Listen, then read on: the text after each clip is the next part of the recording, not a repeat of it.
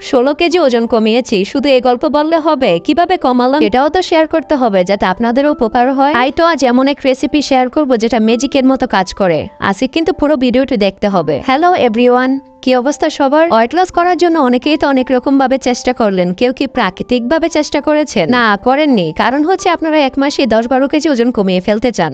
আজকে আপনি মোটো, কালকে একদম স্লিম হয়ে যাবেন। এরকমই আপনাদের মন মানসিকতা নিয়ে আপনারা ক্যাটো কফি এবং বিভিন্ন যেই ওয়েট লস ড্রিঙ্কস গুলো আছে ওগুলো খেতে থাকেন মাসের পর মাস। কিন্তু কখনো হয়তো খেয়ালও করেননি আমরা ওয়েট লসের জন্য যেই পাউডারটা পানির সাথে মিশিয়ে খাই ওয়েট লস করার জন্য, ওটা আসলে কি কি উপকরণ দিয়ে বানানো হয়েছে, এটা আমাদের শরীরের জন্য কতটা ভালো, কতটা ব্যাড ইফেক্ট হতে পারে, কখনো ডাক্তারের সাথে পরামর্শ করে খাবো কিনা এটাও আপনারা চিন্তা করেননি। আপনারা জাস্ট একটু অ্যাডভার্টাইজ দেখেন, 7 দিনে 14 কেজি ওজন কমে যাবে গ্যারান্টি। এরকম একটা মুখের গ্যারান্টিতে আপনারা ওইগুলো খেতে থাকেন এবং বিভিন্ন অসুখে ভোগেন। দেখুন, মানুষের শরীরে মাংস কমলে যেমন মানুষের ওজন কমে, চর্বি কমলে ওজন কমে। আরো একটা জিনিস কমলে ওজন কমে, সেটা কি জানেন? সেটা হচ্ছে শরীরের প্রয়োজনীয় পানি। সেটা কমে গেলেও আমাদের ওজনটা কমে, কিন্তু আমাদের মাথায় রাখতে হবে আমরা চাই আমাদের চর্বিটা প্রথমে কমাতে, যেটা আমাদের শরীরের জন্য খুবই ক্ষতি। এখন আপনি যে পাউডার ড্রিঙ্কটা খাচ্ছেন চর্বি কমবে বলে, সাথে আপনার ওজনটা নিয়ন্ত্রণে আসবে। আদতে কি সেটা আপনার চর্বি কমাচ্ছে নাকি প্রয়োজনীয় পানিটা বের করে দিচ্ছে? তো আপনি ভাবছেন আপনার ওজনটাই নিয়ন্ত্রণে আসছে।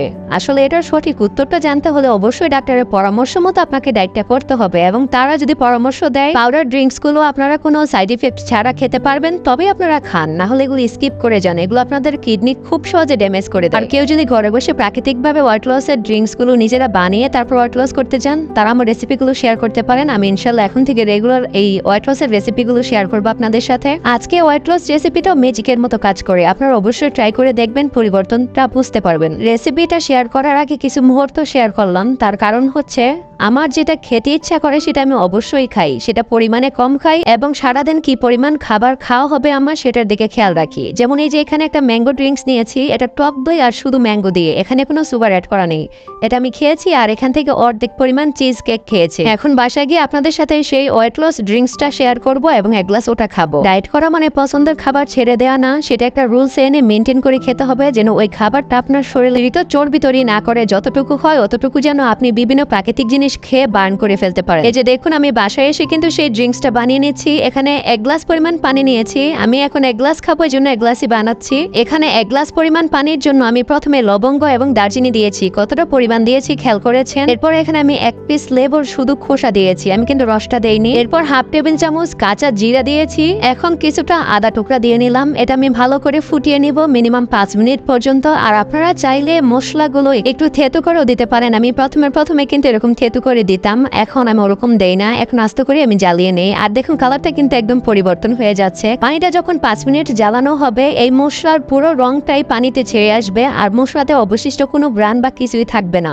এরপর আমি চুলাটা অফ করে নিব, এটা একটু ঠান্ডা হতে দিব। যখন কুসুম গরম থাকবে তখন আমি এটা চায়ের মতো করে খেয়ে নিব। এখন খেয়াল করুন, এখানে লেবুর খোসা, আদা, দারচিনি, লবঙ্গ, কাঁচা জিরা, পানি। এখানে ক্ষতিকারক কোন জিনিসটা বলুন? এগুলো সবই আপনার শরীরের জন্য উপকার। আর এই ড্রিঙ্কসটা যখন খাবেন আপনার শরীরের ব্যথা একদম চলে যাবে। আর দেখুন, এই যে 1 গ্লাস পরিমাণ নিয়েছি, আমি গ্লাসটা কিন্তু ভর্তি করে দিয়েছি। 5 মিনিট এই পরিমাণ পানিটা শুকিয়েছে, এবং কালারটা দেখুন। আর এখানে অবশিষ্ট যে মশলাটা রয়েছে এটা ফেলে দিব। এটার মধ্যে কোনো স্বাদ গ্রান এখন কিছুই নেই। এখানে যা ছিল সম্পূর্ণটাই পানির সাথে মিক্স হয়ে গিয়েছে। এখন ওই পানিটা কুসুম গরম অবস্থায় আপনারা খেতে পারেন। মানে পার্থক্য এতটুকুই, প্রাকৃতিকভাবে খেলে আপনাকে এখানে 5 মিনিট সময় নিয়ে এই ড্রিঙ্কসটা বানাতে হবে। আর আপনি যদি রেডিমেড খান, সেটা হচ্ছে গরম পানি করে আপনি জাস্ট গুলে ওটা খেয়ে নেবেন।